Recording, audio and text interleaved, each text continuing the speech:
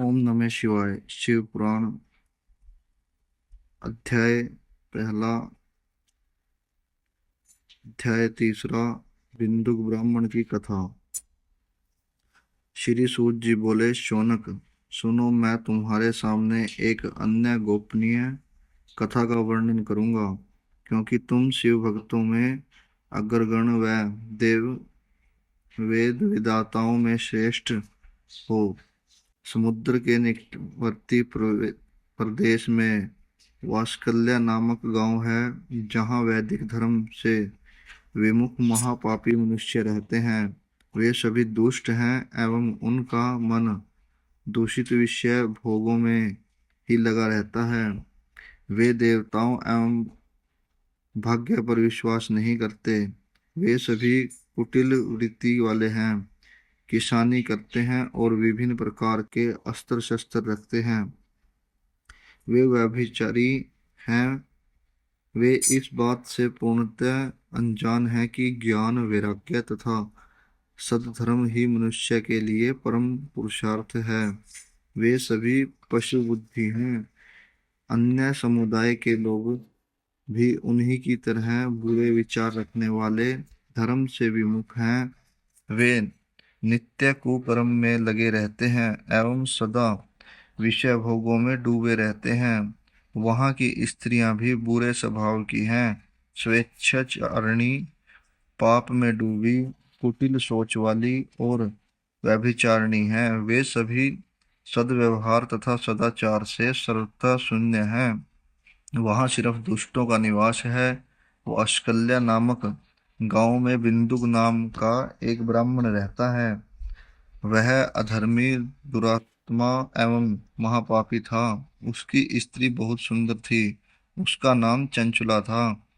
वह सदा उत्तम धर्म का पालन करती थी, परंतु बिंदु वेश्यागामी था। इस तरह कुकर्म करते हुए वह समय व्यतीत हो गया। उसकी पत्नी काम से पीड़ित होने पर भी सर्वधर्मनाश के भय से कलेश सहकर भी काफी समय तक धर्म भ्रष्ट नहीं हुई, परंतु आगे चलकर वह भी अपने दुराचारी पति के आचरण से प्रभावित होकर दुराचारणी और अपने धर्म से विमुख हो गई। इस तरह दुराचार में डूबे हुए उन पति पत्नी का बहुत सारा समय व्यर्थ बीत गया। व्या- वैश्यगामी, दूषित बुद्धि वाला वह दुष्ट ब्राह्मण बिंदुक समय अनुसार मृत्यु को प्राप्त होकर नरक में चला गया। बहुत दिनों तक नरक के दुखों को भोगकर वह मूढ़ बुद्धि पापी विंध्य पर्वत पर भयंकर पिशाच हुआ। इधर उस दुराचारी बिंदु के मर जाने पर वह चंचला नामक स्त्री बहुत समय तक पुत्रों के साथ अपने घर में रहती रही। पति की मृत्यु के बाद वह भी अपने धर्म से गिरकर पर पुरुषों का संग करने लगी। सती सतियां विपत्ति में भी अपने धर्म का पालन करना नहीं छोड़ती। यही तो तप है। तप कठिन तो होता है, लेकिन इसका फल मीठा होता है। विषयी इस सत्य को नहीं जानता, इसलिए वह विषयों के विष फल का स्वाद लेते हुए भोग करता है। एक दिन देव योग में से किसी पुण्य पर्व के आने पर वह अपने भाई बंधुओं के साथ गोकर्ण क्षेत्र में गई। उसने तीर्थ के जल में स्नान किया एवं बंधुजनों के साथ यत्र तत्र घूमने लगी। घूमते घूमते वह एक देव मंदिर में गई। वहां उसने एक ब्राह्मण के मुख से भगवान शिव की परम पवित्र एवं मंगलकारी कथा सुनी।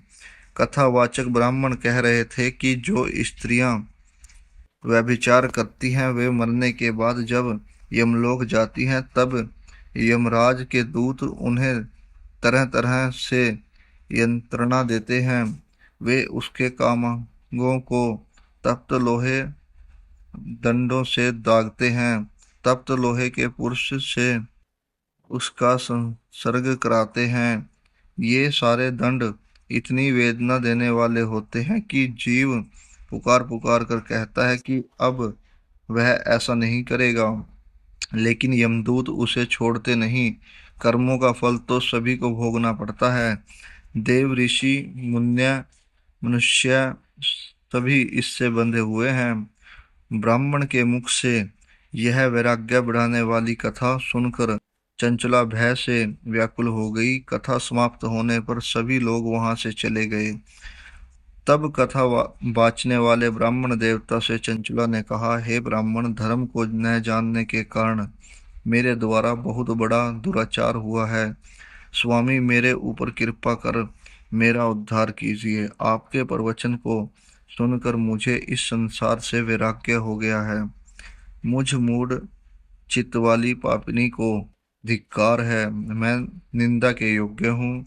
मैं बुरे विषयों में फंसकर अपने धर्म से विमुख हो गई थी।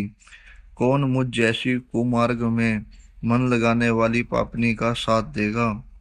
जब यमदूत मेरे गले में फंदा डालकर मुझे बांध कर ले जाएंगे और नरक में मेरे शरीर के टुकड़े करेंगे, तब मैं कैसे उन महायातनाओं को सहन कर पाऊंगी?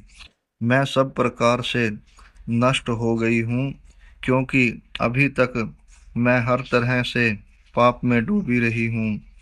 हे ब्राह्मण, आप मेरे गुरु हैं, आप ही मेरे माता पिता हैं। मैं आपकी शरण में आई हूँ।